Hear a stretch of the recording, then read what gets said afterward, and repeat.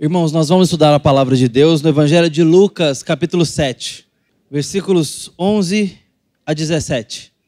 Ouça a palavra de Deus que diz assim: pouco depois, Jesus foi para uma cidade chamada Naim, e os seus discípulos e numerosa multidão ia com ele. Ao aproximar-se do portão da cidade, eis que saía o enterro do único filho de uma viúva, e grande multidão da cidade ia com ela. Ao vê-la, o Senhor se compadeceu dela e lhe disse: não chore. Chegando-se, tocou no caixão, e os que estavam carregando pararam. Então Jesus disse: jovem, eu ordeno a você, levanta-se. O que estava morto sentou-se e passou a falar, e Jesus o restituiu à sua mãe. Todos ficaram possuídos de temor e glorificavam a Deus, dizendo: grande profeta se levantou entre nós, Deus visitou o seu povo. Essa notícia a respeito de Jesus se espalhou por toda a Judéia e por toda aquela região. Amém. Vamos buscar a Deus em oração, irmãos. Senhor, obrigado pelo santo registro do Evangelho de Jesus Cristo, segundo a tua vontade. Que nesta ocasião, esse texto, através da ministração e iluminação do Santo Espírito do Senhor, possa chegar até nossas mentes e corações e fazer a obra para a qual o Senhor designou tais palavras. Te pedimos isso confiados de que o Senhor tem interesse na edificação da tua igreja, na transformação da vida dos seus discípulos, no amadurecimento dos teus filhos e de um amor que cada vez mais cresce e amadurece por ti, ó Deus, no nome santo de Jesus. Amém. O ano era 1870. Um pai de família presbiteriano, advogado bem-sucedido, tinha bons negócios e aplicou seu dinheiro no mercado imobiliário. Então ele tinha ali sustento para o restante da vida. Casado com a sua esposa, chamada Ana, ele tinha 5 filhos. Mas naquele ano, o que parecia ser uma família perfeita, cheia de filhos, com os negócios em dia, iria mudar radicalmente. Em 1870, na sua cidade, Chicago, nos Estados Unidos, um grande incêndio queimou boa parte da cidade.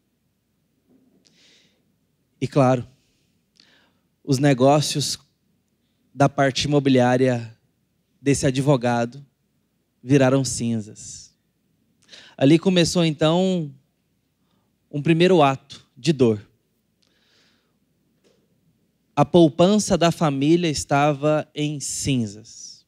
O investimento de uma vida familiar estava em cinzas. Não existia mais.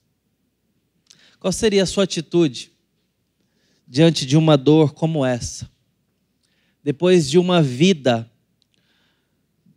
investindo, construindo um patrimônio, trabalhando para ter um sustento, para criar os seus filhos,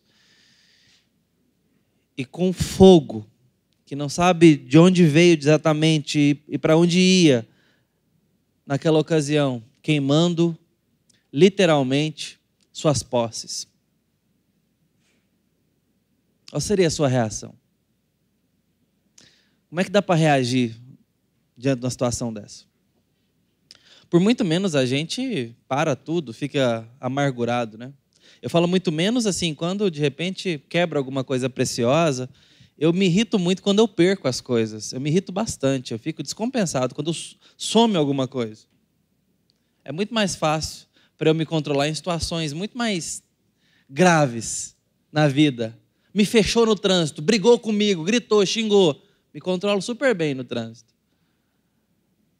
Mas se eu não acho a minha carteira, se minha esposa não está por perto, porque ela acha. Aí depois dela achar a minha chave, a minha carteira, eu fico rodeando ela com vergonha de perguntar cadê meu celular. Mas a gente, por muito menos, entra num estado muito vergonhoso de falta de dependência, fé e gratidão, não é verdade? Mas a dor dessa família só estava começando. Porque ainda em 1870, o caçulinha da família, de 2 aninhos, vem a óbito. Então, eles decidem ir para a Inglaterra. Naquele ano. Tudo nesse grande ano. Por uma questão de negócios, Horatius Spafford fica para trás. Embarca no Ville du Havre, sua esposa e suas 4 filhas. Mais tarde, o nosso irmão Horatius vai receber uma correspondência. Sobrevivi sozinha. Essa embarcação vem à colisão em alto mar. E suas filhas se afogam. Ana, tem o nome da mãe, a primogênita. Margaret, a Maggie. A Elizabeth, a Bessie. E ainda mais uma outra filha que me foge o nome. Taneira. Essa é a última filha. Ele recebe essa nota. Sobrevivi sozinha. Certamente aquela mãe não conseguiu escrever mais nada.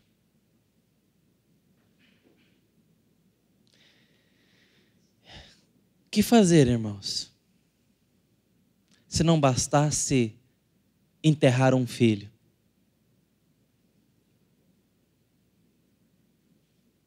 Que ano, hein? Eu confesso para os irmãos que uma dose de dor consideravelmente menor na minha vida já me fez querer parar o mundo e descer. Já me fez falar para o Senhor, para mim já deu. Se quiser, posso ir agora. Por dores consideravelmente menores do que essa. E você? Como é que é a sua história com a dor? Como é que é a sua história de fé com a dor? Porque a história do Horatius ainda não acabou. Ele não desistiu. Ele tomou então a sua embarcação e foi para a Inglaterra encontrar a sua esposa.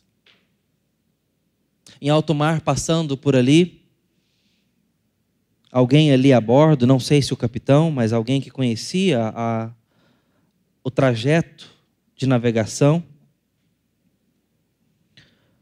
mostrou para ele e indicou: Horatius,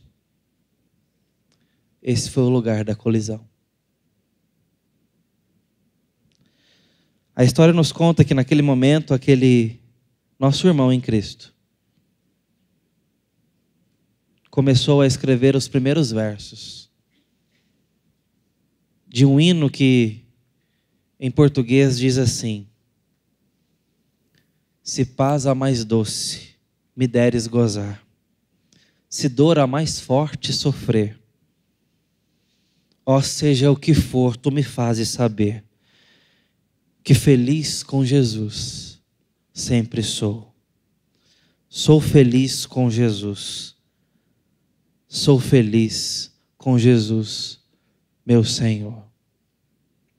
Esses versos que traduzimos por sou feliz com Jesus, embora expressem muito do que ele queria escrever, as suas palavras eram um tanto quanto inspiradas na Escritura, porque ele diz: está tudo bem com a minha alma.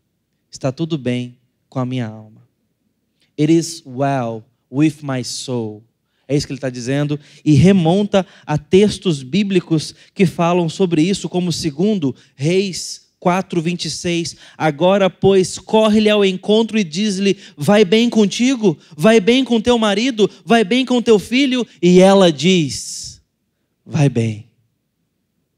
São essas palavras que estão ecoando ali, quando, por exemplo, nós temos outros textos que falam sobre paz. Aprendi a viver contente, diz Paulo aos Filipenses, no bom tempo e no mau tempo. Esse contente de contentamento é estar tudo bem com a minha alma. Mesmo que as circunstâncias não sejam, está tudo em paz com a minha alma. A tradução chegou para nós numa versão sobre felicidade. É até uma fala um pouco mais agressiva contra o que a adversidade causa em nós. A falta de paz, a infelicidade, a amargura. E você? Como tem lidado com a dor e o seu Senhor na dor? Esse é o testemunho de uma família.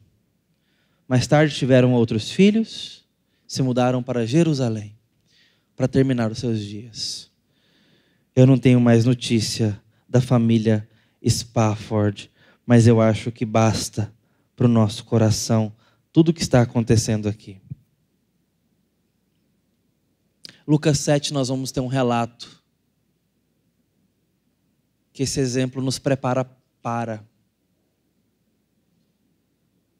Nós temos um grande encontro em Lucas 7.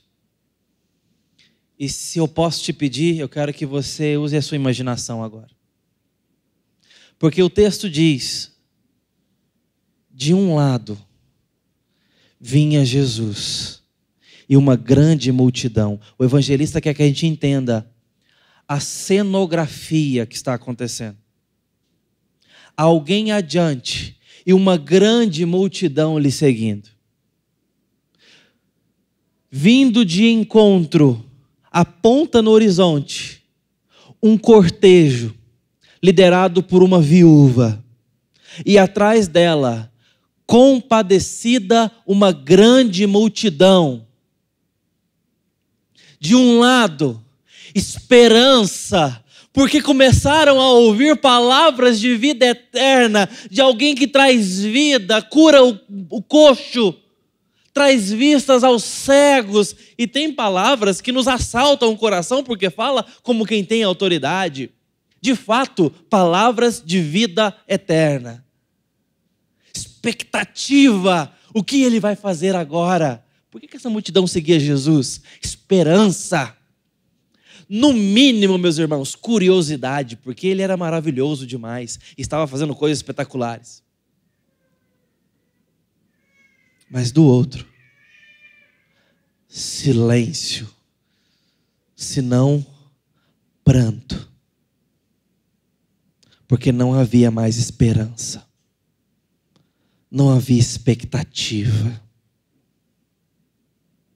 só havia a morte, e com a morte não há batalha, não há negócio, a gente aceita e lamenta.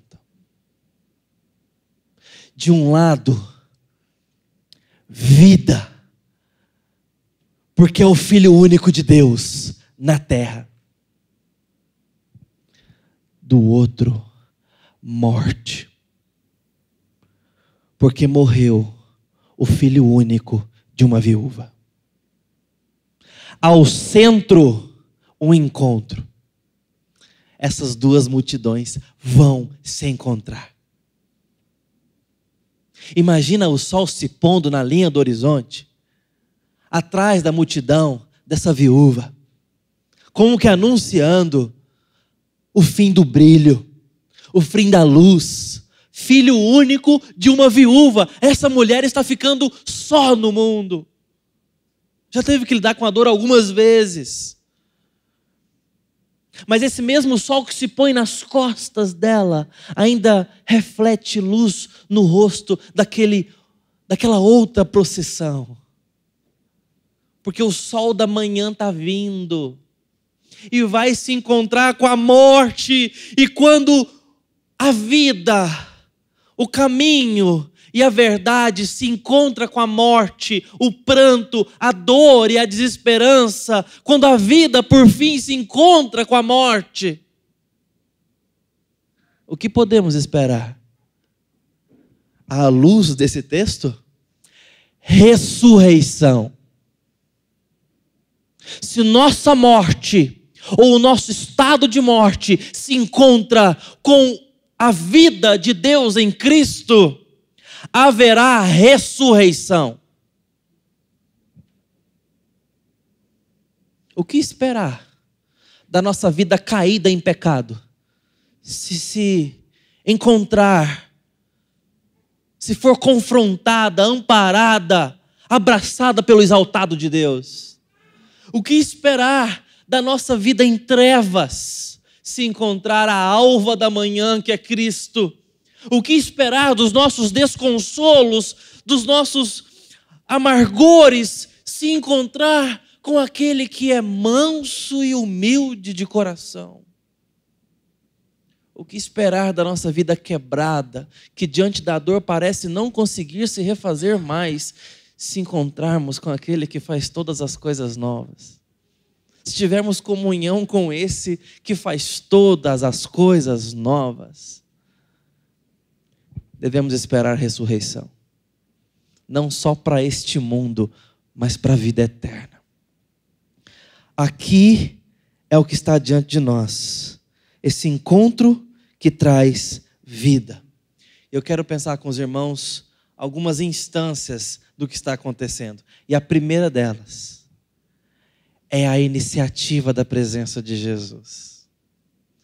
Observe os atos do que vai acontecer aqui.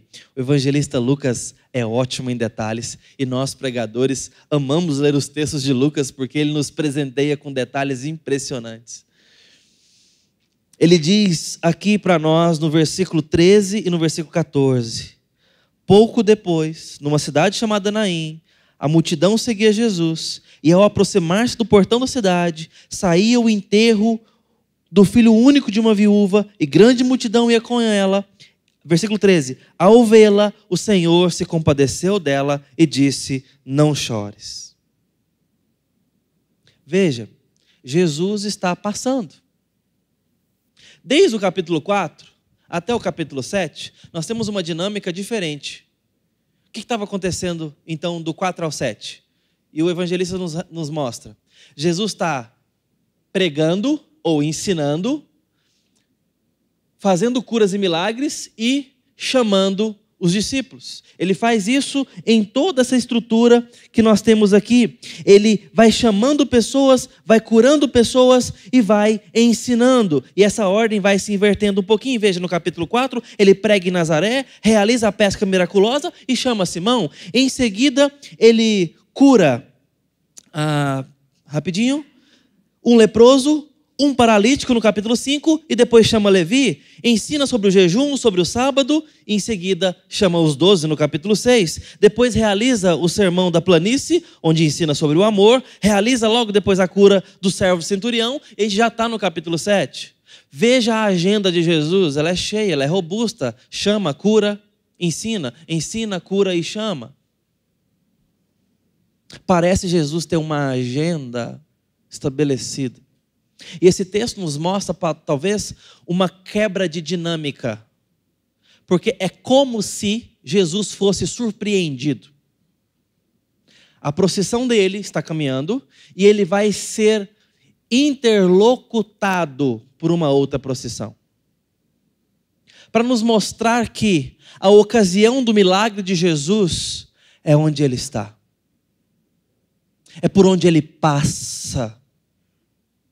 É onde Jesus está. Porque acontece que ele passa pelas portas de Naim exatamente neste momento e vai se encontrar com a morte. Mas diz o texto que por ele estar ali, naquele exato momento, naquela exata hora, ele se encontra com a viúva, o seu filho morto, vai fazer tudo o que faz, mas é justamente porque ele está ali que ele diz o texto, compadeceu dela. Veja o que está acontecendo. Jesus se compadece de alguém que está em dor. Isso significa que para Jesus fazer o que faz por nós, ele teve que vir. E veio muito mais do que curar dores temporais, inclusive a morte temporal, tanto a de Lázaro quanto a desse menino, quanto a da filha de Jairo, são ressurreições. Não tem milagre talvez maior para a gente testemunhar, mas ainda é temporal, tem data de validade. Jesus não veio primeiramente para nos curar dessas dores. Jesus não veio primeiramente para livrar os nossos filhos da morte. Jesus não veio necessariamente para ressuscitar filhos mortos. Jesus não veio num primeiro momento para nos fazer ver quando nós não enxergamos. Embora isso seja manifestação do quão majestoso Ele é, do quão amoroso Ele é, a sua prova de amor está muito além disso. É algo muito maior do que isso. E nisto prova Deus o seu amor para conosco, em ter Cristo Jesus morrido por nós, quando éramos ainda pecadores. Aqui está o centro da prova do amor de Cristo. A prova do amor de Deus em Cristo, porque Deus amou o mundo de tal maneira que deu o seu Filho único para morrer, para que todo aquele que nele creia não pereça, mas tenha a vida eterna. E esta vinda, esse envio, é um envio para morrer por nós. Essa é a iniciativa de Jesus, a iniciativa da sua presença. Muito mais do que as portas de Naim, significativo é o fato de Jesus estar no mundo. E no mundo caído e amaldiçoado.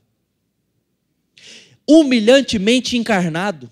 Porque ele se esvazia da sua glória e vem ao mundo como homem para padecer, ser humilhado e morrer.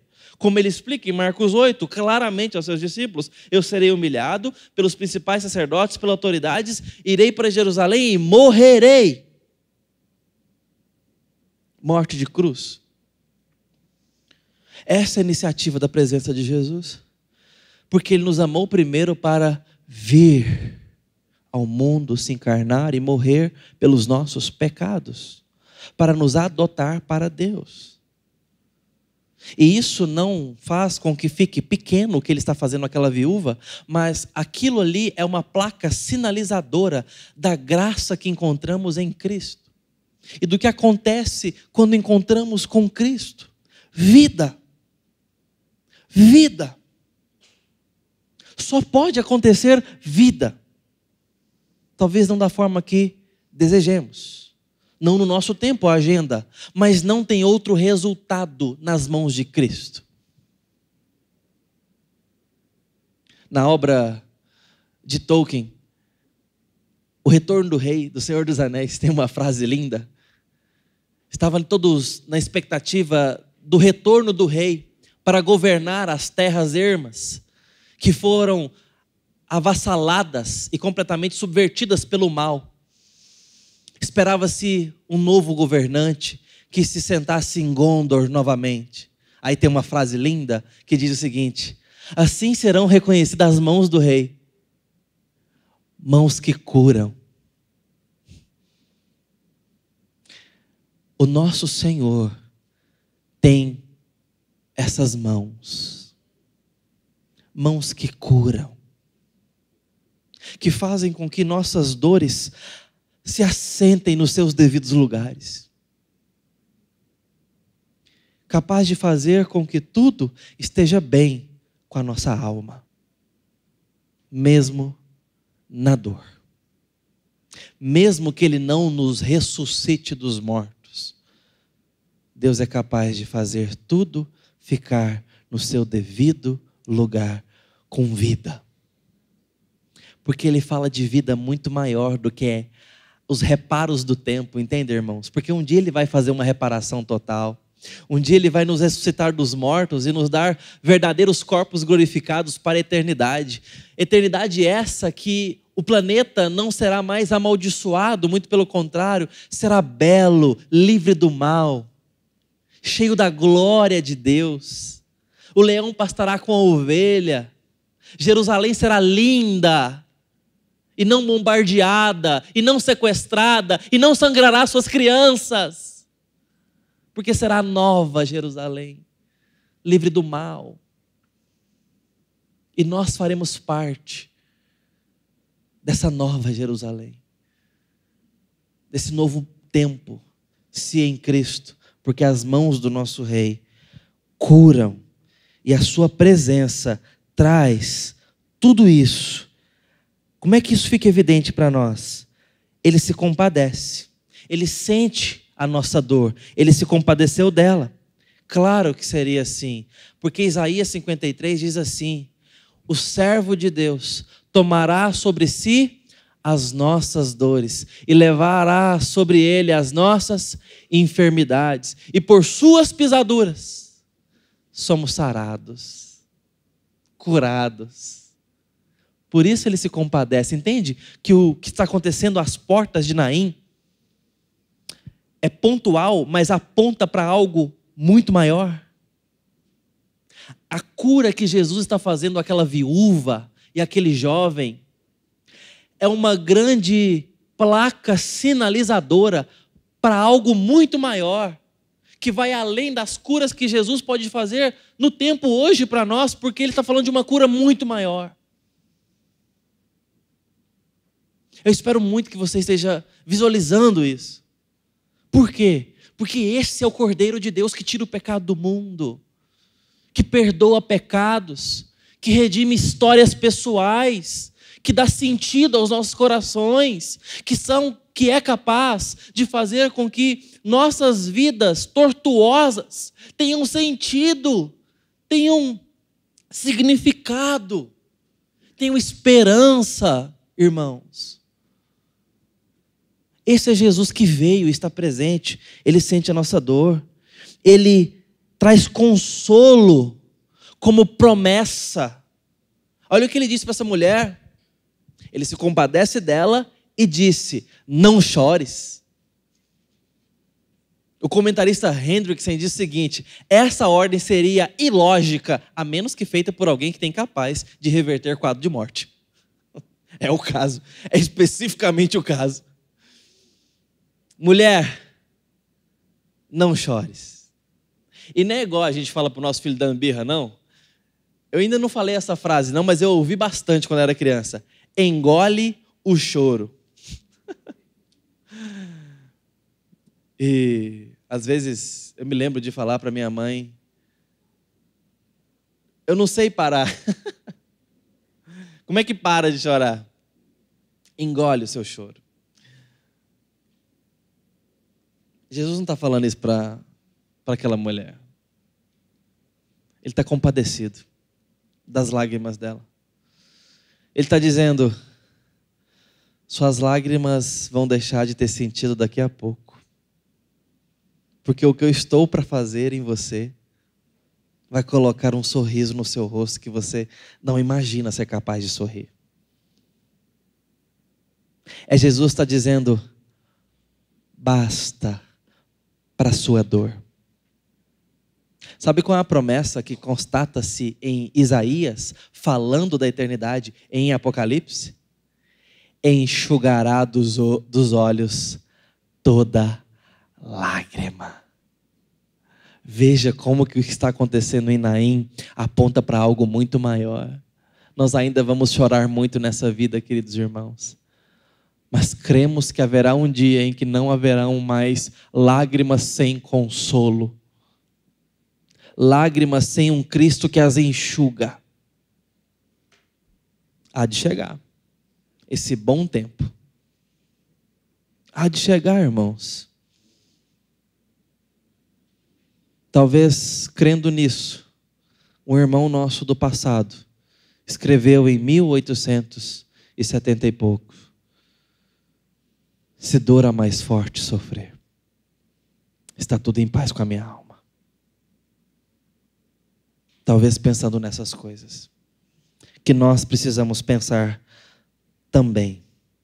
Mas ele ainda, por fim, pela iniciativa da sua presença, detém aquele cortejo com as próprias mãos. Ele intervém diretamente. Coisas que Jesus faz. E diz o texto, olha os detalhes de Lucas. Versículo 14. Chegando-se, tocou no caixão.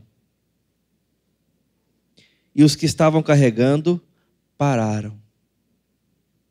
Jesus detém a procissão da morte, para aquele cortejo com as mãos e disse para eles: jovem, eu te mando, eu te ordeno, levante-se.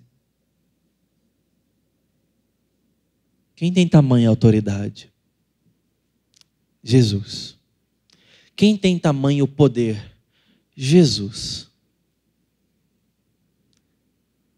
Se Jesus fosse vil, com esse poder nas mãos, o que seria de nós? Mas ele é o Jesus que se compadece daquela mulher e usa o seu poder para parar a morte, porque é isso que ele vai fazer. Ele cancela a morte com as suas palavras. Jesus pode intervir na sua história, porque ele se encarnou para isso. E embora ele já tenha deixado fisicamente a sua presença conosco nesse mundo, ele ainda está presente pelo Espírito Santo e ainda fala, ainda intervém, ainda pode colocar as mãos na nossa vida. E é o que nós mais precisamos, que Jesus venha, mexa, retire, corte, coloque, mude, transforme, perdoe, limpe, lave. O que ele precisa fazer na sua história? Ele pode fazer. E pelo seu amor, vindo do Pai, e nele, ele quer fazer. Veja, são sinais que apontam para algo maior. Ele se compadece, fala para ela parar de chorar, toca no caixão e dá uma ordem absurda para um cadáver. Como quem diz: Lázaro, vem para fora. Como quem diz: jovem, eu ordeno, levanta-se. Jesus vai usar a autoridade dele para pôr fim aos inimigos da fé.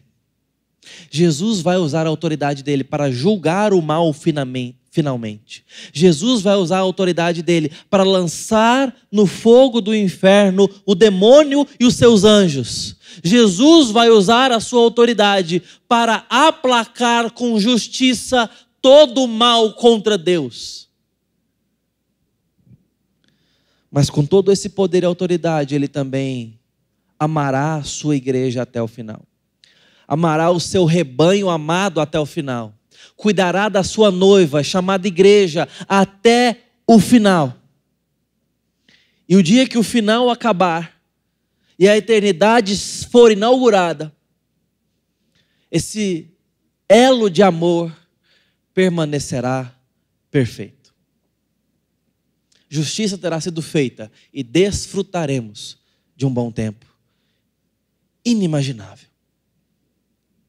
Esperança, porque ele tomou a iniciativa. O fato de Jesus ter vindo, o fato de Jesus ter se encarnado, deve motivar o meu e o seu coração a confiar em Jesus no meio da dor. Porque se ele não poupou seu próprio filho, o que será demais para ele fazer pela sua história? O que será difícil demais para Deus? Ele precisa te provar mais? Ele precisa te dar mais provas de amor, de confiabilidade? Ele precisa te conquistar em mais alguma área? Depois de Cristo ter morrido por você? Eu acredito que seja absolutamente suficiente dependermos dessa santa iniciativa e reorientarmos a nossa vida diante da dor. Iniciativa da sua presença. Segundo lugar, a autoridade da sua palavra. Nós ainda estamos falando de como lidamos com a nossa dor. E a presença de Cristo nos dá orientação e esperança. Mas é a autoridade da sua palavra que vai agora nos acomodar no lugar certo. Colocar o coração no lugar certo. porque as suas palavras, e ele disse ao jovem com autoridade, levanta-se, no verso 14, a sua palavra expressa quem ele é. João capítulo 1 diz que ele é o Logos, ou a palavra de Deus, e ele está se revelando como a autoridade de Deus na terra, e aqui ele está mostrando essa autoridade. O Senhor da vida e da morte, aquele que tem as chaves da morte e do inferno nas mãos, toda a desesperança diante dele foi desfeita com a sua voz. A mesma voz que cria o mundo, a mesma voz que chama as coisas à existência, a mesma voz que chama o morto para a vida, como fez com Lázaro, com a filha de Jairo, como faz agora com o filho dessa viúva. É a voz que ainda é proclamada quando pregamos o Evangelho e chama mortos para a vida dos seus pecados. É ainda essa voz que transforma, que alcança, que convence. Mesmo o mais duro coração, toda a desesperança de Naim e daquele grande cortejo derreteu diante do calor dessa voz, da autoridade de Jesus. Não há ímpeto de morte que se sustente diante dos trovões, terremoto e juízos que emanam do trono de Deus. A voz de Cristo despedaça todo o ímpeto de dor, e ele disse: eu te ordeno, levanta-se. Com aquele jovem levantou a surpresa, a maravilha, esperança, vida. E para aquela viúva eu nem sei dizer o que se levantou junto com aquele filho. O filho, né? Acho que basta. Você imagina que olhar essa mulher teve para com Cristo naqueles segundos seguidos? Qual o olhar dela para ele? Você consegue imaginar? Tal nuance de gratidão e de louvor. É esse olhar que nós deveremos ter para Deus em Jesus. Porque Ele tem feito exatamente isso por nós. Mas é muito mais do que isso, queridos irmãos. A palavra de Cristo é também suficiência. Porque a palavra diz: Senhor, basta uma palavra e meu servo ficará curado. Mateus 8, 3. É também alimento. Mateus 4, 4. Pois não só de pão viverá o homem, mas de toda a palavra que procede da boca de Deus. É também santidade, porque em João 17, Jesus diz: Pai Santo, guarda-os na tua palavra, ou santifica-os na verdade. A tua palavra é a verdade. É também segurança para sempre. Mas as minhas palavras não passarão. Mateus 24, 35. É intimidade com Jesus, porque Lucas, no capítulo 8, logo em seguida, no versículo 21, registra e diz: e muitos, minha família são aqueles que ouvem as minhas palavras e as praticam. Mas é também a autoridade maravilhosa, porque a palavra diz: e muitos se maravilharam, porque as suas palavras eram com autoridade. Lucas capítulo 4, 32. É vida eterna. Senhor, para quem iremos? Disse Pedro. Se só tu tens palavra de vida eterna. João 6, 68.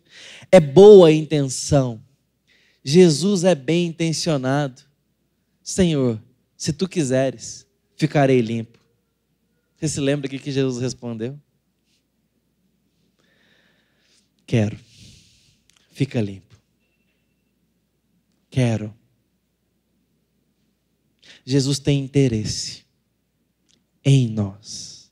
Jesus tem interesse no que Ele pode fazer em nós. Jesus não tem interesse naquilo que Ele não veio fazer em nós. Jesus não tem interesse de te dar aquilo que Ele não se propôs a dar. Mas Jesus veio nos dar vida abundante. Veio nos dar cura para a alma. Veio nos dar esperança eterna. E ainda pode nos curar de várias dores do tempo, como estas. Da enfermidade, fazer sinais e curas na nossa família, na nossa vida. Ele pode curar câncer em nossa família. Ele pode nos dar emprego, Ele pode nos dar sustento. Ele pode nos dar muita vida em várias áreas. Ele pode curar corações quebrados. Ele pode reparar nossa solidão. Ele pode guardar os nossos filhos. Ele pode nos livrar do mal. Ele pode, e certamente o fará. Mas são bênçãos acessórias, me entendam bem. São bênçãos que hão de nos acompanhar ou não, e está tudo bem. Porque bênçãos inegociáveis estão em jogo. E Deus está nos dispensando generosamente, graciosamente, elas no amado. Efésios, Paulo chega a argumentar naquela igreja que Ele nos abençoou com toda sorte de bênção espiritual nas regiões celestiais em Cristo. Essas bênçãos são inegociáveis. E Ele derrama sobre nós definitivamente. Nos guarda para Ele. E não há como separar Cristo da sua palavra. Onde a sua palavra está, Cristo está. Você quer esse Cristo que tem toda essa palavra cheia de autoridade, cheia de vida e transformação? Você precisa querer a sua palavra por perto. Ele é o Logos de Deus. A mesma majestade que trouxe luz ao mundo é esse que diz: levanta-se ao morto, e que continua falando conosco diariamente no sagrado texto bíblico.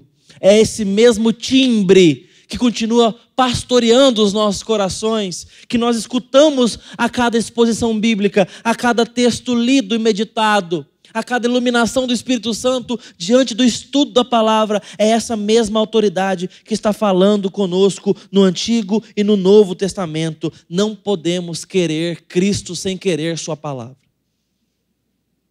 Precisamos da palavra, precisamos nos submeter à palavra. Hoje precisamos mais da palavra de Cristo. Ela tem poder.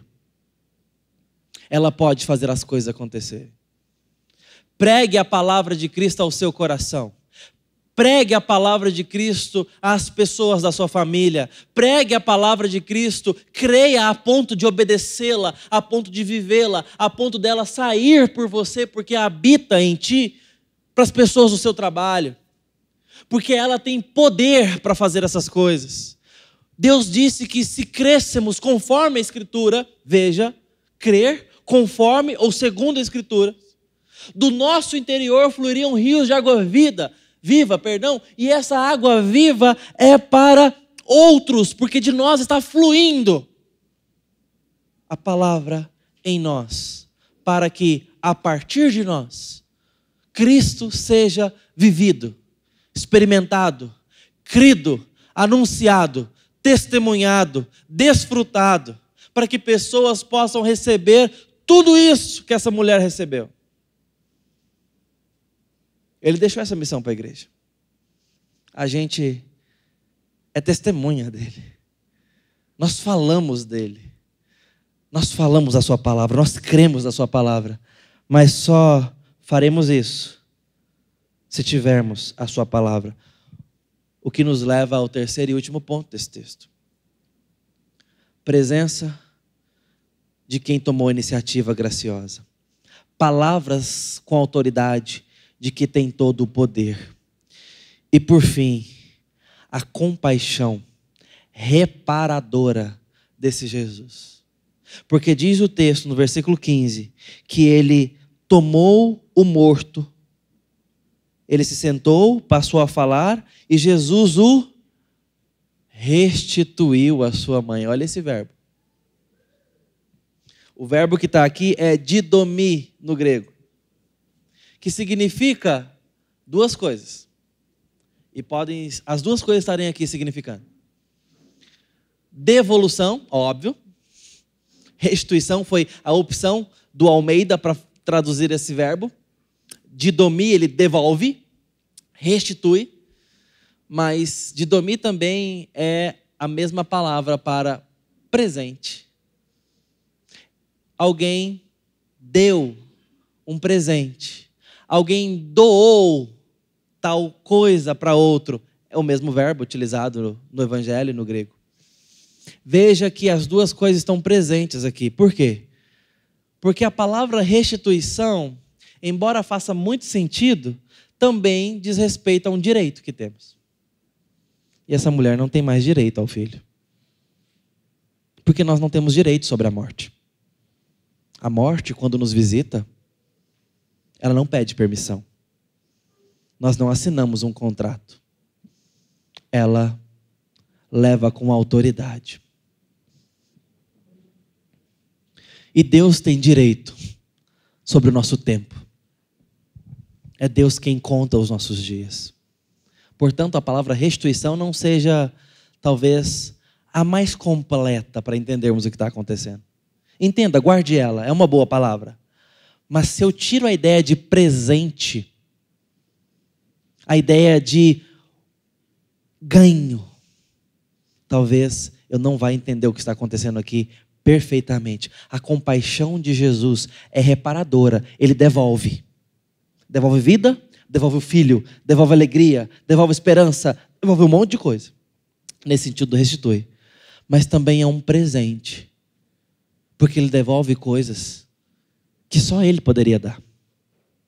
Ele dá de presente graciosamente coisas, aspectos, uma nova realidade que, se não for ele, não temos direito de ter.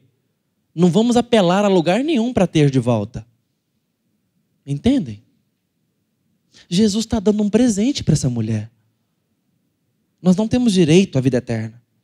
Se não ganharmos ela de Jesus. Lembra de um corinho que tem por aí? Restitui, eu quero de volta o que é meu. Lembra esse corinho? Então, de volta o que, querido irmão? Você sabe de onde o Senhor te tirou? Você sabe o que é por direito de nós pecadores? Esse calor de Goiânia não faz nem perto do que eu estou falando. Nós merecemos condenação justa. Justa. Mas Deus decidiu nos dar gratuitamente no amado a adoção para Deus. Nos deu vida em nossos delitos e pecados enquanto estávamos mortos. Nos tirou do império das trevas, veja, e nos transportou para o reino do Filho do seu amor. É uma movimentação monergística e não sinergística. É Deus agindo e não uma cooperação. Ele nos dá, enquanto estamos mortos. Qual a participação desse rapaz? Nada, está morto. Não merece, não tem direito. Mas Deus em Jesus Cristo teve compaixão, se compadece, tem grande amor, veio, se encarnou, estava ali às portas de Naim, tocou aquele caixão e disse: eu te ordeno, levanta-se. E tomou o jovem e presenteou de volta a mãe. Esse é o nosso Jesus. É isso que ele faz com a nossa história. É isso que ele fará com os nossos filhos, quando recebermos o grande presente da conversão deles a Cristo Jesus. Jesus estará nos entregando eles nos braços, dizendo: eu te dou esse presente, porque é meu, e eu dou. É meu. A vida pertence a Cristo, e a morte também. Ele decidiu dar a vida àquele jovem. Aquela mulher tinha perdido casa, nome, direitos, porque ela é viúva. Mas agora também perde um filho homem. E naquele mundo era atrelado à linhagem masculina os direitos públicos e civis. Fora isso, ela careceria de assistência. Não é por menos que o foco do Evangelho é que a igreja fosse sensível a duas alas da sociedade: órfãos e viúvas. Porque não tinha gente que carecia mais de cuidado do que essas pessoas. Essa mulher reunia a sua viuvez e agora o fato de não ter nem o nome mais morre com ela. É exatamente a circunstância de esvaziamento daquela mulher. E Jesus está dizendo: você tem todos os motivos para chorar, mas eu estou aqui e isso muda tudo. Eu vou te dar um sorriso para você sorrir. Quando a comitiva da morte se encontrou com a comitiva da vida, houve ressurreição. O que esperar da nossa vida caída quando se encontrar com o exaltado de Deus? Todos ficaram possuídos de temor e glorificavam a Deus, dizendo: Deus visitou o seu povo. Deus visitou o seu povo. Deus estava aqui, mostrando ao mundo que havia esperança. Eu quero repetir algumas perguntas para encerrarmos. O que você vai fazer com a sua dor? Essa atual e as que vierem. Como que você vai lidar com ela? Deixa eu te dizer uma coisa. À luz desse texto, a sua dor não está sozinha. É a sua dor e o seu Senhor. É a sua dor e o seu Deus. Leve para Jesus. Leve aos pés de Jesus. E veja o que acontece quando os nossos cacos, as nossas dores, os nossos medos, as nossas falências se transformam quando se encontram com Jesus Cristo. Que Deus abençoe a sua vida, que não há de ser fácil como a de ninguém há de ser. Mas Jesus veio, fala e tem restauração para dar. Essa é a promessa do Evangelho. Ele um dia fará tudo novo e nós esperamos em Cristo. Nós esperamos em Cristo. E o justo viverá pela fé. Fé no Filho de Deus. Que Deus abençoe a sua vida. Que Deus te aumente a fé, te aumente a dependência e a profundidade com o relacionamento com Cristo Jesus, o nosso Salvador. Amém. Vamos orar. Ó Deus bendito, muitas vezes nossa resposta tem sido completamente inapropriada à dor e ao sofrimento. Mas nós queremos ser reorientados pelo Senhor. Pedimos que o Senhor fale conosco. Pedimos que o Senhor nos abençoe. Pedimos que o Senhor aviva a tua igreja e os nossos corações. Pedimos que o Senhor nos faça depender com alegria. No nome santo de Jesus. Amém.